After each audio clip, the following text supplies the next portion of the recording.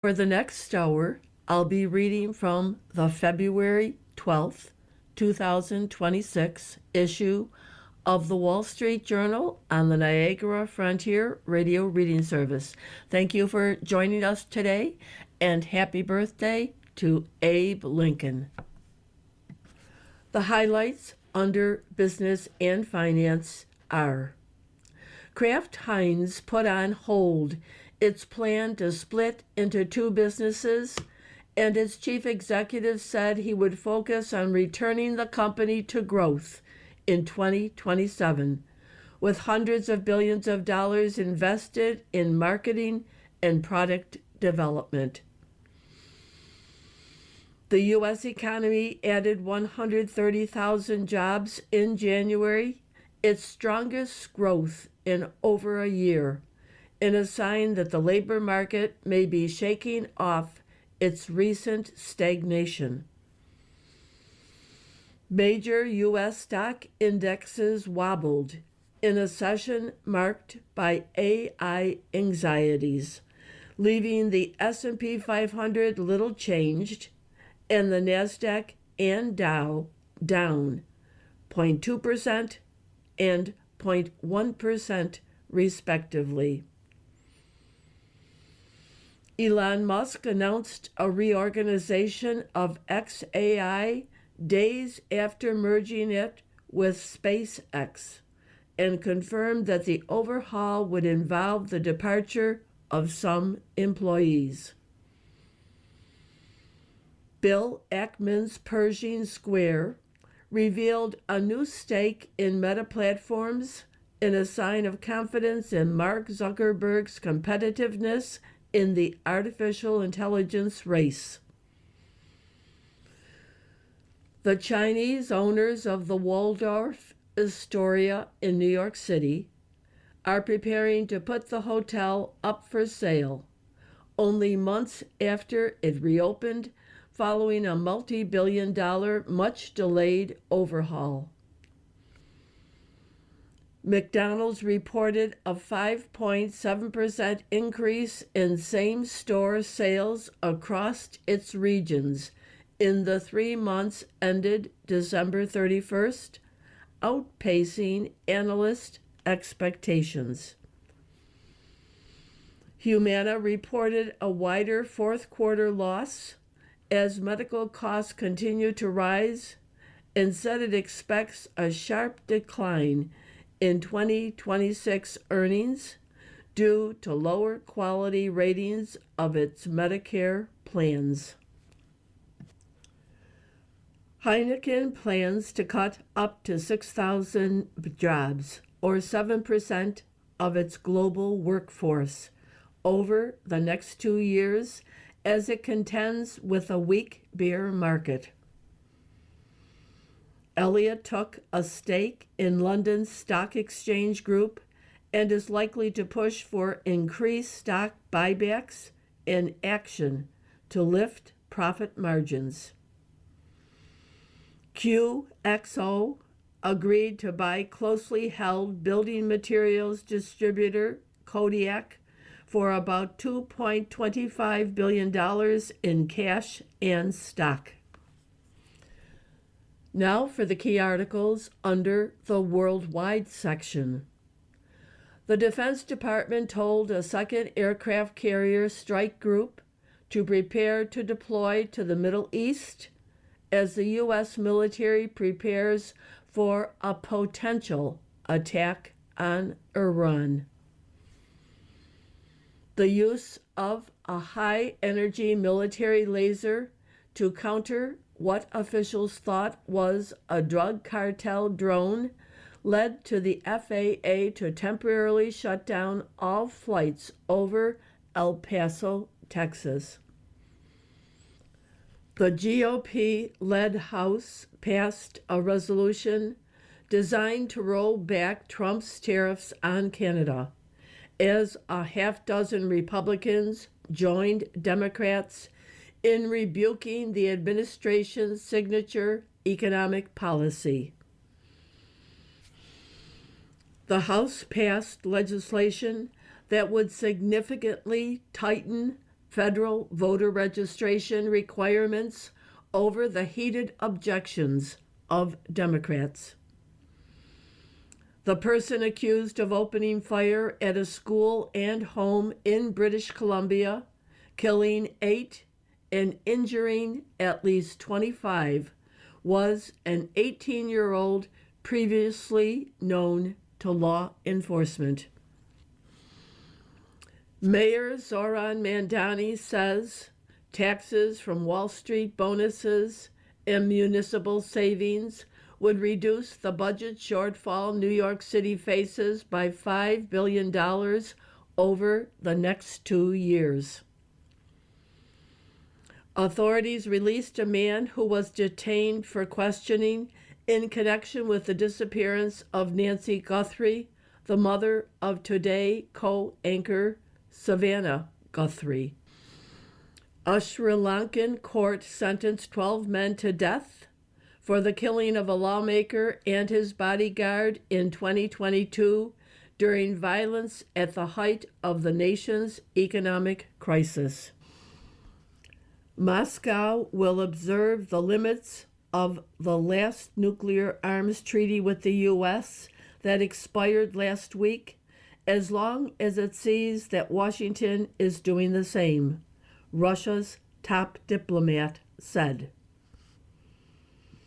A Russian drone that struck a home in Ukraine's northeastern Kharkiv region killed a father and his 3 small children.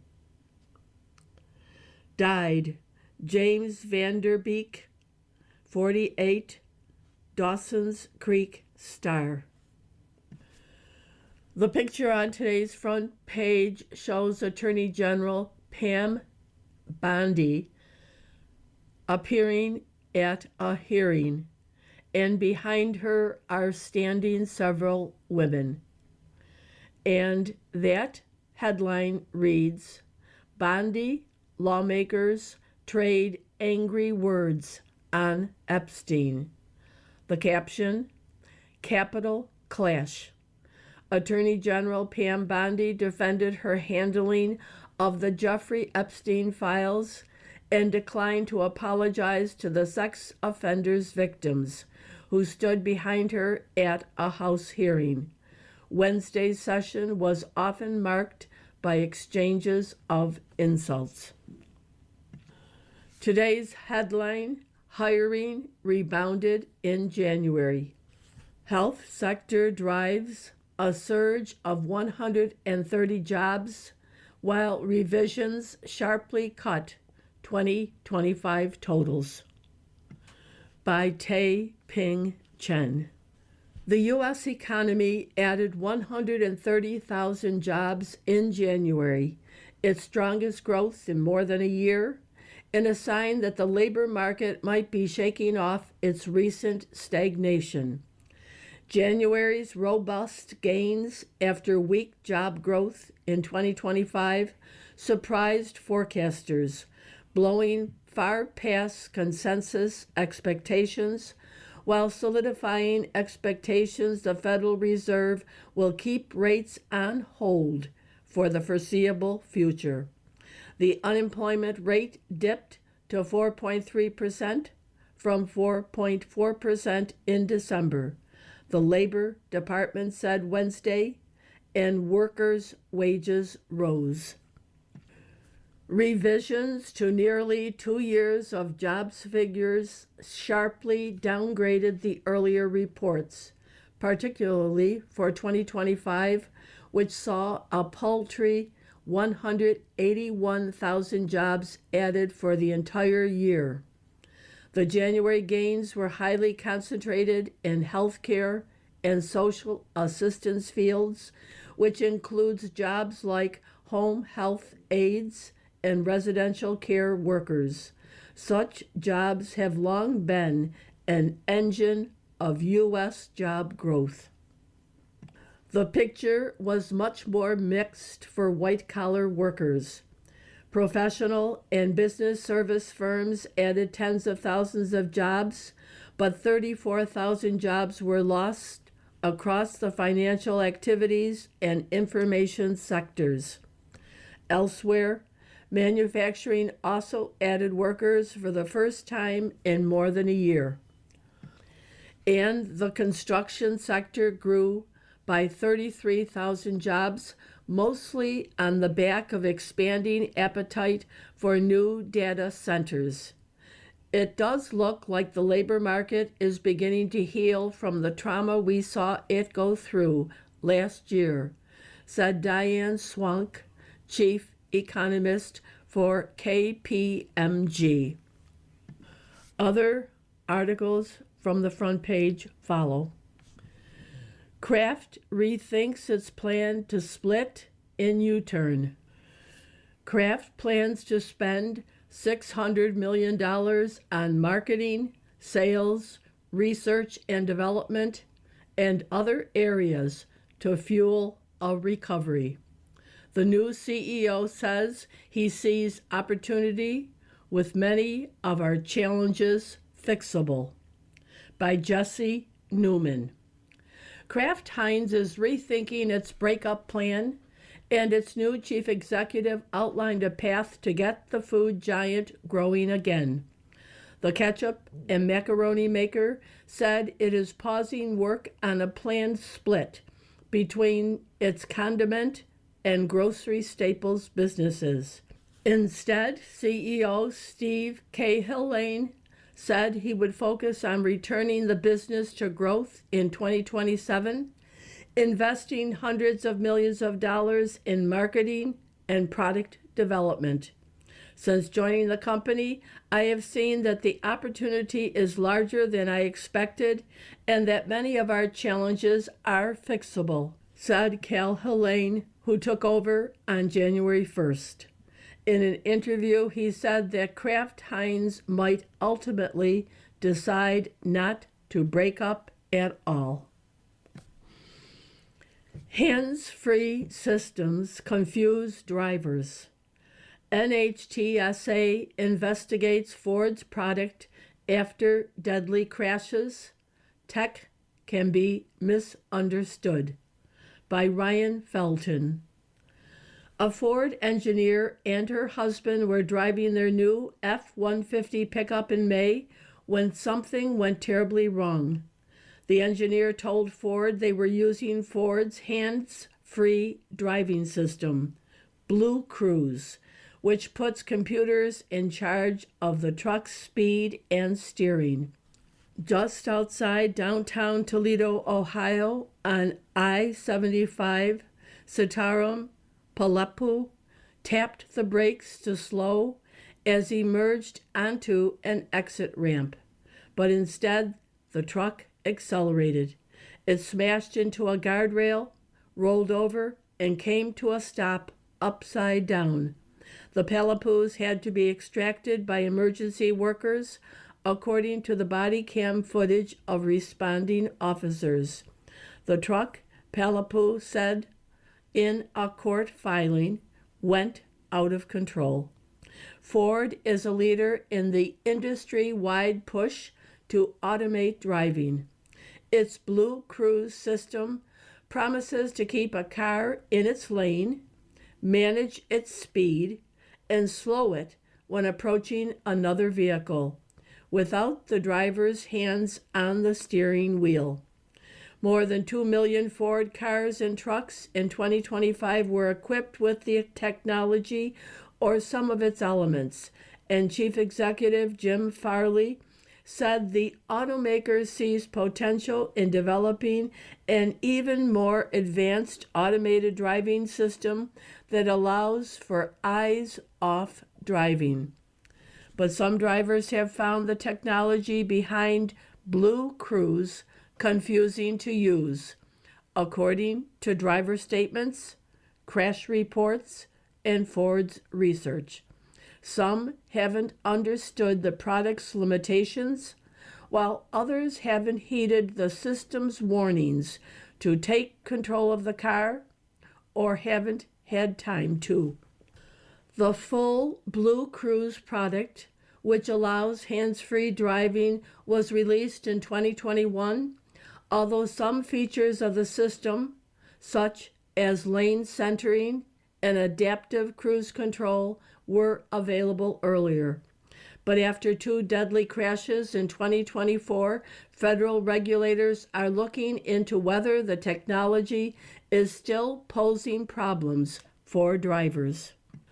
Since 2021, Ford has reported to U.S. regulators 32 crashes, including 3 that were fatal, in which the company's automated driving technology was suspected to be engaged at the time of the collision, according to federal data. Customer feedback and company research haven't found any signs that drivers find the technology confusing since it launched, the automaker said. If drivers pay attention, Ford's automated driving technology is safer than driving unassisted, the company said. After 2 cars using Ford's Blue Cruise hit stopped cars in 2024, NHTSA began investigating fatal crashes involving the system. The agency said it has received more than 2,000 reports from drivers saying they experienced an issue with Blue Cruise or Ford's other automated driving features. NHTSA said last year that system limitations detecting stationary vehicles while driving at night and at highway speeds appeared to be factors in the collisions it was investigating and several near misses. Ford said to the Journal that roughly 3 dozen of the 2,000 reports to NHTSA involved crashes, of which 9 involved the hands-free Blue Cruise feature. You are listening to a reading of articles and features from the Wall Street Journal on the Niagara Frontier Radio Reading Service. Fake invoices duped BlackRock unit into a $400 million deal by Jack Pitcher and Juliet Chung. BlackRock went all in on Wall Street's booming business of private lending last July when it acquired HPS Investment Partners, a firm founded by alumni of Goldman Sachs that was one of the stars of the sector. Days after the deal closed, an analyst at HPS's Midtown Manhattan headquarters spotted a big problem. The company was the lead lender on a more than $400 million credit agreement with a telecom entrepreneur, Bankim Bramblatt, accepting as collateral accounts receivable the executive's firm acquired from other businesses. Reviewing those invoices, the analyst noticed the email address domain on one didn't match what was on the website of the company it was supposed to be from. HPS dug deeper and found the same issue again and again. The lender scrambled to get answers from Bramblatt, but he had left for India and eventually stopped picking up the phone. 2 weeks later, HPS was in court accusing Bramblatt of carrying out a breathtaking fraud. The emails were fake, the invoices were fake, and the collateral was worthless, they said. Bramblatt disputes the allegations of fraud, his lawyer said last fall. The wipeout of HPS's loan took Wall Street by surprise.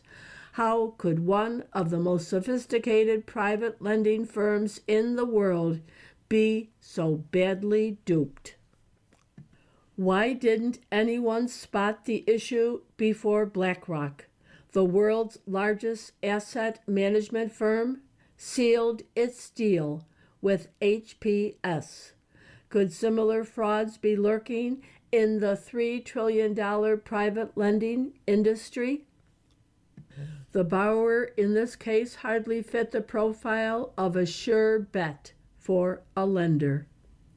A review by the Wall Street Journal of his firm's background revealed details that corporate diligence experts said should have set off alarms. Bramblatt's firms filed for bankruptcy in August. HPS has told clients, which include pensions and insurance firms, that it isn't clear what, if any, money will be recovered, according to people familiar with the situation. The FBI is probing Bramblatt. There's also a graph on the front page showing the projected federal budget starting in 2025 for 10 years, and it shows that the revenue is lower than the deficit spending. And that caption, the U.S. budget deficit will remain flat for the next 2 years and then widen over the next decade as interest costs consume an increasing share of spending, the Congressional Budget Office said in a forecast that highlighted the fiscal challenges. Team USA's newest Olympic star is a 54-year-old lawyer. Rich Ruohonen, a personal injury attorney, needs one more break to make history. By Ben Cohen and Jared Diamond, Milan. Rich Ruohonen is a 54-year-old personal injury attorney who plays an indispensable role for the U.S. curling team. He cooks the players' omelets before important matches and grills steaks after huge wins. He handles the early morning grocery shopping so they can sleep in. He chauffeurs them around in a rental minivan. He even pays for some of their flights and hotel rooms. But those aren't his only jobs. He's also the unlikeliest curler at the Milan Cortina Games, where he could become the oldest American athlete in Winter Olympics history. And just in case people don't believe that someone nearing retirement age could possibly be an Olympic athlete, Ruohonen answers their questions on a homemade t-shirt. I'm not the dad, it says, and I'm not the coach. But he is an American curling legend. Ruohonen first appeared in the national championship tournament in 1998, won it a decade later, and has been a fixture in the sport since long before any of his teammates were born. The other curlers were all in their mid-20s, roughly the same age as Ruohonen's children. He even had a few decades on the Teams USA's coaches. But on ice, Ruohonen blended right in. So when Skip Danny Casper recovered from his illness and returned, Ruohonen stuck around as the alternate. Team Casper then qualified for the Olympics and became Team USA. Ruohonen says throwing a rock at the Olympics would be the single greatest moment of his entire life. My kids know it, he said, and my wife knows it. But to officially be an Olympian and break the age record set by 52-year-old figure skater Joseph Savage in 1932, the alternate has to actually get in a match. Ruohonen's teammates promise they will get the team dad some action at the curling tournament over the next week. Now for other articles within the paper. NATO sub-hunters drill for Arctic threat. Alliance is boosting its coordination of forces to counter Russia near pole. By Daniel Michaels. Aboard the ESPS Almirante Juan de Bourbon, if there are Russian submarines all over the place near Greenland, as President Trump has said. The crew of this Spanish frigate aims to find them. Deep within the warship, behind a locked door in a windowless control room called the Combat Information Center, sub-hunters listen for sonar pings, flagging an undersea target. They stare at screens showing nearby Norwegian fjords, where 5 European NATO ships have assembled to practice a complex dance known as anti-submarine warfare. High overhead, military aircraft bristling with antennas and probes scan surrounding waters. Russia has ramped up submarine activity in the high north. Trump's push for Denmark to sell Greenland to the U.S. this year drew attention to the Arctic island's significance for defending the U.S. and the entire North Atlantic Treaty Organization. While military experts say Greenland isn't a focus of Russian naval activity, there is consensus that Moscow is using its formidable subsea know-how and resources to test Western countries. In response, NATO on Wednesday said it is boosting activity and deepening coordination of national forces in the region in an effort called Arctic Sentry.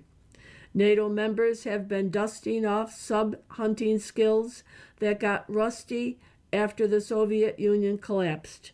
That is why ships, aircraft, and officers from 10 of the alliance's 32 members converged on icy Scandinavian waters to practice sub-hunting for 2 weeks in the annual Arctic Dolphin exercise hosted by Norway that ends on Friday.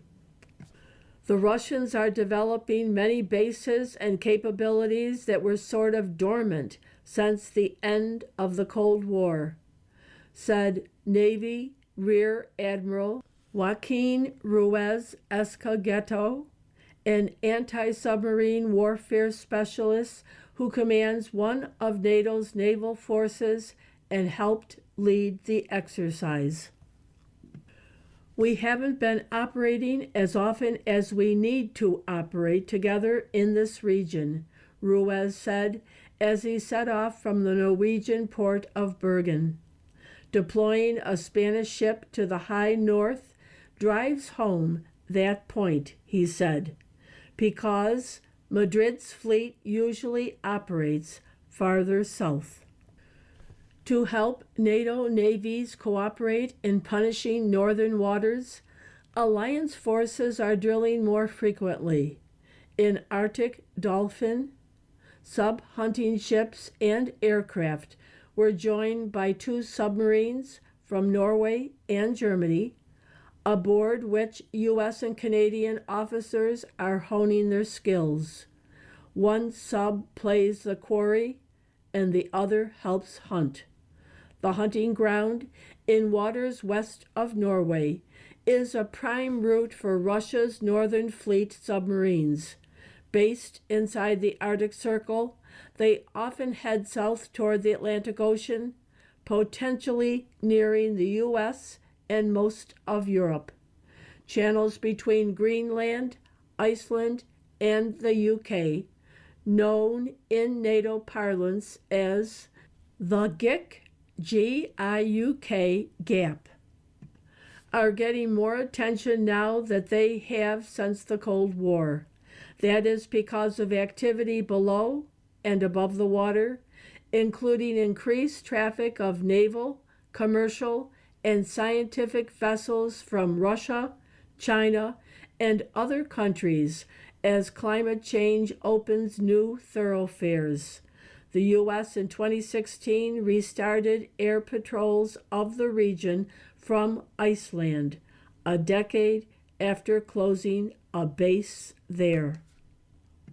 For Norway, a founding NATO member that shares a land border with Russia, renewed alliance attention to the region is a welcomed change. You are listening to a reading of articles and features from the Wall Street Journal on the Niagara Frontier Radio Reading Service. From the editorial page, a welcome jobs rebound.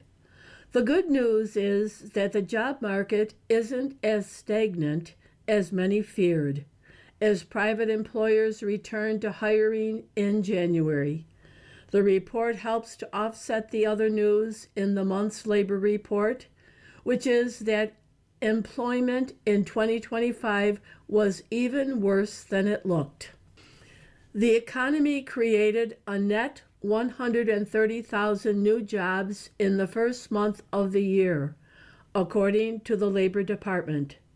But the story is better than that because the private economy created 172,000 jobs, offset by a decline of 42,000 jobs in government. The Biden years were a boom time for government, and the Trump course correction is much needed. Federal jobs fell by 34,000 in the month, continuing the trend of the last year as workers who accepted buyouts finally came off the rolls. The Bureau of Labor Statistics reports that federal government employment has fallen 327,000 or 10.9% since reaching a peak in October 2024. Since most of these jobs involve spending money or regulating business rather than creating wealth, this decline is an economic boon. As for the private economy, most job growth continues to be in healthcare and social assistance. 123,500 of the 136,000 new jobs in private services. One bright spot was 33,000 in construction. But a healthier labor market would be throwing off new jobs in a much wider range of businesses. The manufacturing revival is still aborting, for example, with only 5,000 new jobs after months of declines. The January report also included the annual BLS benchmark revisions based on more complex data collected over the year. This included a huge revision in total non-farm employment over the year, more than 1 million fewer workers than previously thought. This means the net change in total employment was only 181,000, down from 584,000. That also makes the first year of the Trump administration one of the most unusual non-recession years for employment history. An economy growing by more than 2% should create more jobs. The reasons for this jobs stagnation aren't clear. The one culprit might be the uncertainty created by up-down, willy-nilly tariff policy.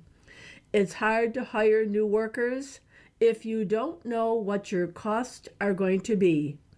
Hesitation to hire as employers await the onset of AI could also play a role, especially at large companies that are able to deploy AI sooner. A major complication in this data is the impact of the administration's mass deportation policy.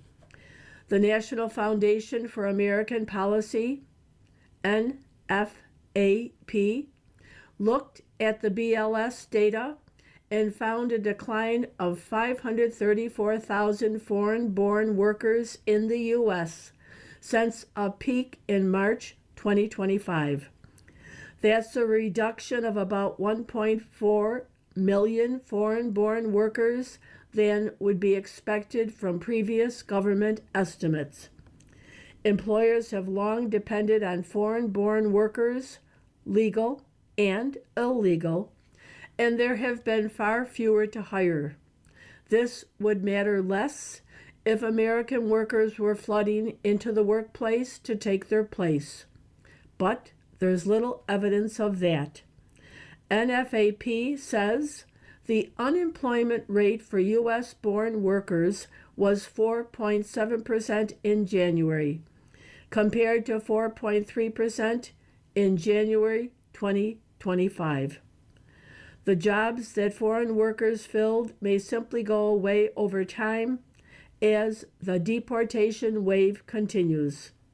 But at least in January, the labor market showed signs of a welcome rebound.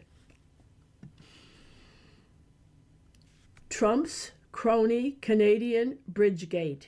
He threatens to block Detroit's new link to Canada after Ludnick meets a competitor. With President Trump, anything that isn't nailed down might be grabbed and used as potential leverage. Amazingly, that includes a badly needed international bridge financed by Canada and almost finished.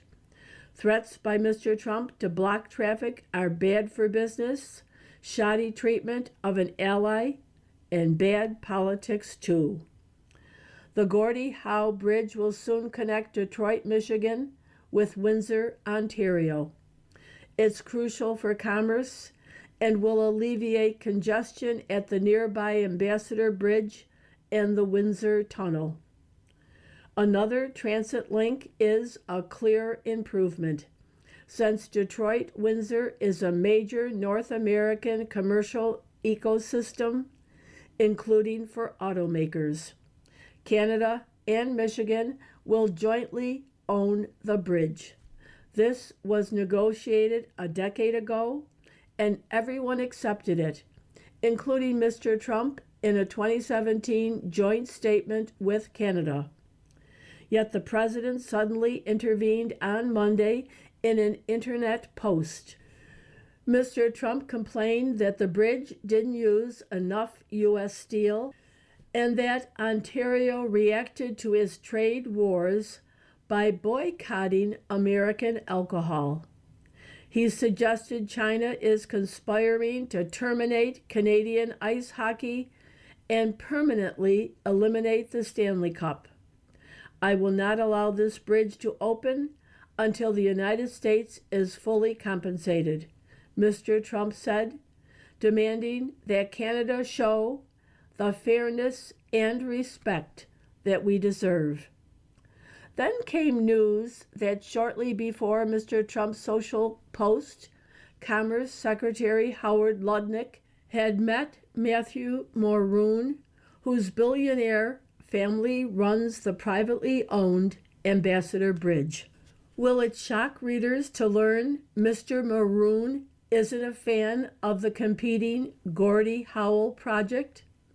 The Journal reports, citing an anonymous official, that Mr. Ludnick came away skeptical of the new bridge, and he made that clear to Mr. Trump. The intervention is another illustration of the administration's governance by cronyism. All sorts of people are trying to reach Mr. Trump with special pleading, maybe even to present him with some gold-plated award that they invented yesterday. The bet is that, in return for their investment, they might soon have a pardon or a tariff exemption, or even the president mucking up U.S. national interest to advance their agenda. What a political gift to Democrats, including in Michigan, where voters this November will replace Governor Gretchen Whitmer and fill an open Senate seat. Running in the latter race is former Representative Mike Rogers, a strong candidate for the GOP, and Democratic primary voters could nominate a real lefty. But Mr. Trump's crony Bridgegate won't help Mr. Rogers. Democrats will say Michigan needs somebody in Washington who will stop Mr. Trump from arbitrarily closing international crossings on a random Monday for no good reason. If Democrats retake the House this fall, the Trump administration will spend its final 2 years working in the shade because it'll be hard to see the sun through flying subpoenas. From the opinion pages, do Democrats know how to win? Their strategy for this November's midterm elections is beginning to become clear. By Karl Rove. It's likely Democrats will flip the House this fall. They need to gain only 3 seats, and the president's party generally loses ground in midterm elections. In the past 100 years, the party in the White House has added seats in a midterm only 3 times, in 2002 and 1998, when Presidents Bush and Clinton had above 60% approval ratings, and in 1934 before polling, when Franklin D. Roosevelt was a political colossus. Today, President Trump's approval is 42% in the Real Clear Politics average. Still, American politics are narrowly divided and sharply polarized. The pool of swing voters and independents is relatively small, but probably not larger than 15% or 16%. Even if Democrats take the House, it could be a narrow majority. What's the strategy? The Democratic Congressional Campaign Committee Chairman, Representative Susan DeBene, set the tone. Healthcare, housing, groceries, energy bills, they are all going up, she said Tuesday, blaming Republican policies that favor the wealthiest few while leaving hard-working families behind. The DCCC was even pithier when announcing that day a new target GOP-held seat. Republicans are gutting health care and raising cost. Emphasizing health care worked for Democrats in Mr. Trump's first term, after Republicans tried and failed to repeal Obamacare. That helped Democrats pick up net 41 House seats. Speaker Nancy Pelosi spent the next 2 years bedeviling Mr. Trump. The congressional fight last year over extending President Biden's COVID-era subsidies for Obamacare set the table again for Democrats. They'll keep pounding on health care, especially against GOP incumbents who voted against extending the subsidies. As to rising prices, Democrats are betting voters won't remember and that Republicans don't effectively remind them that a Democratic president's policies ignited inflation. Democrats want this election to be a referendum on Mr. Trump, so they're happy for him to fill his days attacking the Super Bowl halftime show, posting a map showing Greenland, Canada, and Venezuela as American possessions, or trashing a U.S. Olympic athlete on Truth Social. Every moment he spends on such frivolities is a missed opportunity to advance his cause. It appears there are 2 other elements to the Democrats' strategy. They'll jump on issues that put MAGA diehards on their side, like the Epstein files. Trumpian voters expected proof of a cabal of powerful figures involved in Epstein's crimes. So Democrats will keep criticizing the administration for not being more forthcoming. It seems Democrats will also engage with Mr. Trump when it fires up their base without energizing the president's followers in response. One example, the president's saying the federal government should take over voting administration in Democratic strongholds this fall, which Republicans took as just another call for election integrity. House Minority Leader Hakeem Jeffries pounced. The president wants to steal the election, he said, vowing, "We're not going to let it happen." Otherwise, Democratic leaders won't be pulled from campaigning on affordability and other moderate issues. They're trying to keep the party's left wing from forcing them onto the wrong side of issues by throwing them occasional red meat.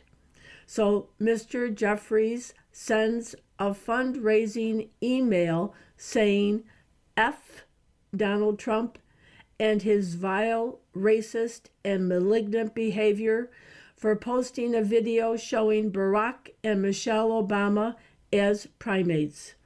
But he won't join the far left in calling to abolish immigration and customs enforcement. Instead, he advocates common sense reforms and accountability. Nor does he talk about impeaching Mr. Trump. Candidate quality is central to the election's outcome.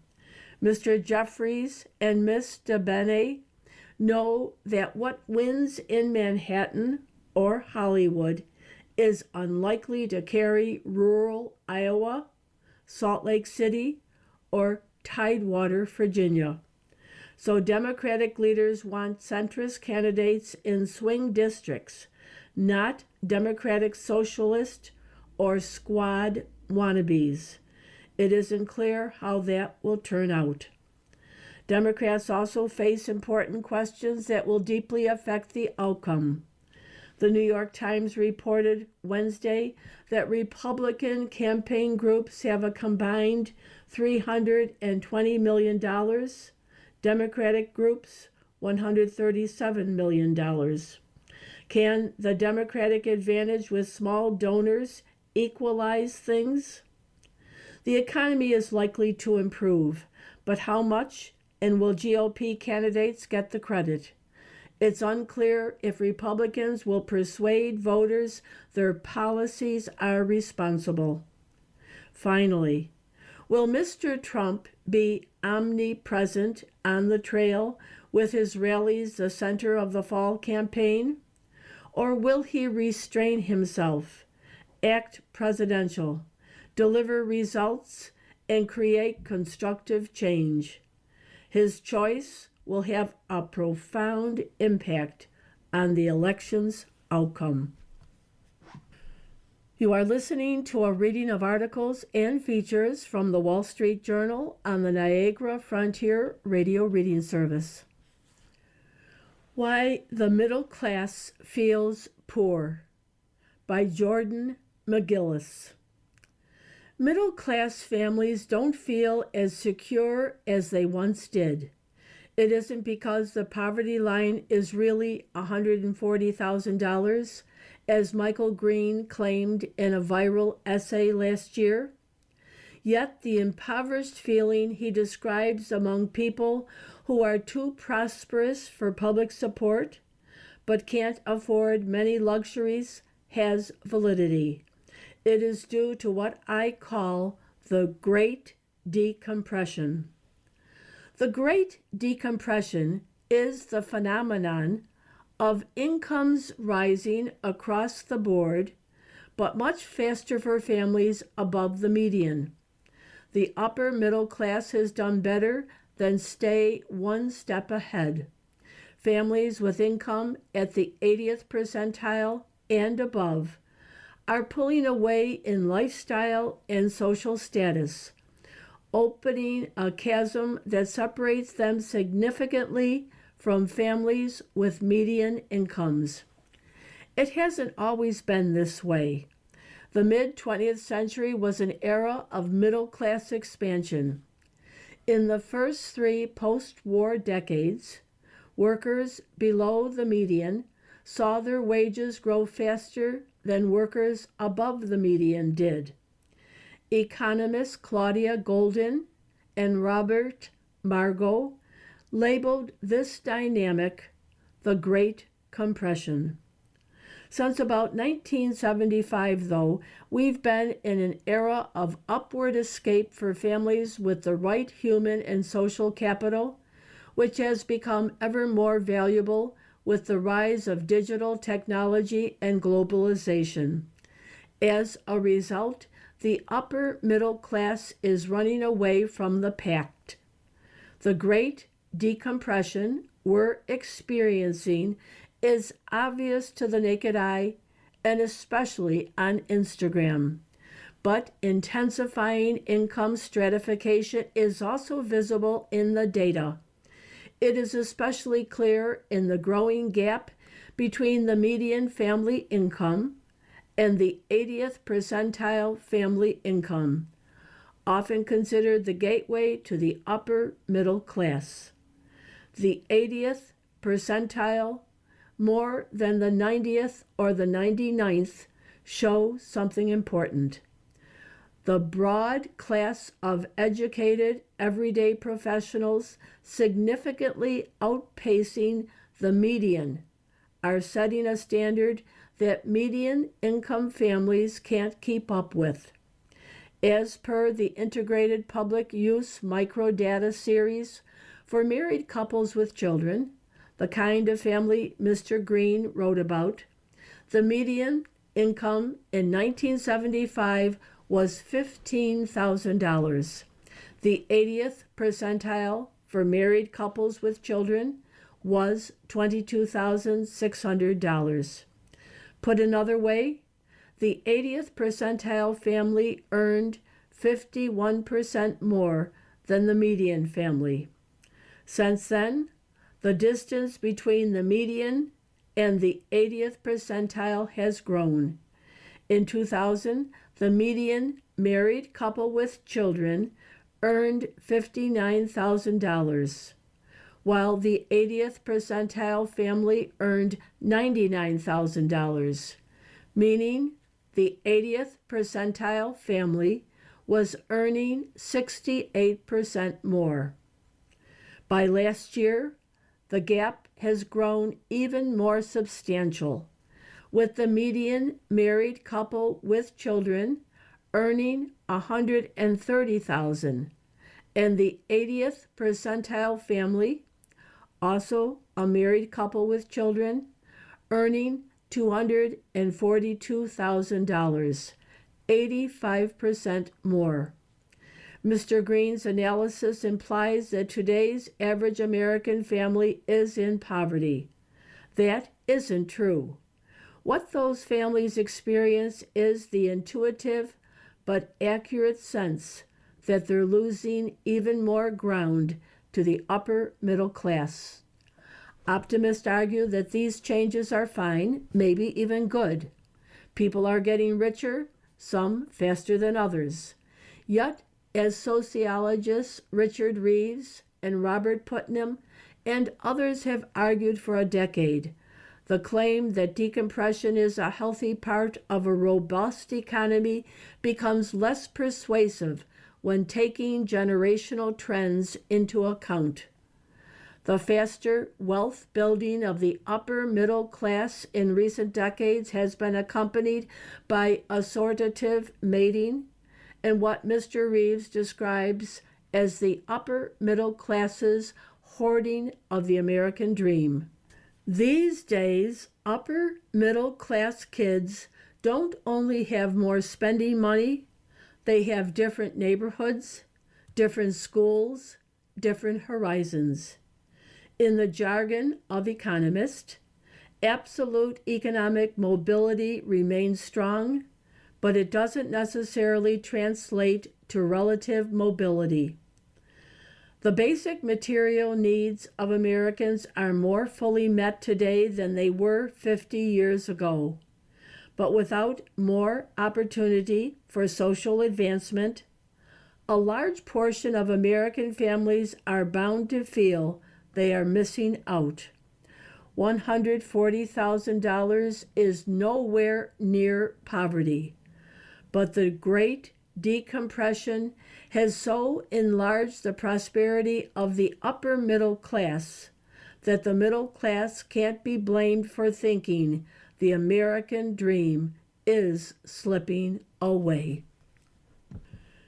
Mr. McGillis is a fellow at the Economic Innovation Group. The pepper and salt cartoon shows a couple holding hands, and the caption reads, "Your need for space has met its match in my clinginess." The interest rates compared with last week and now. A 5-year CD interest rate was 1.68%, now 1.69. A 30-year fixed mortgage was 6.22%, now 6.21. A 15-year mortgage was 5.93%, now 5.65. Jumbo mortgages were 6.41%, now 6.37. 5-year adjustable mortgage was 5.80%, now 5.82.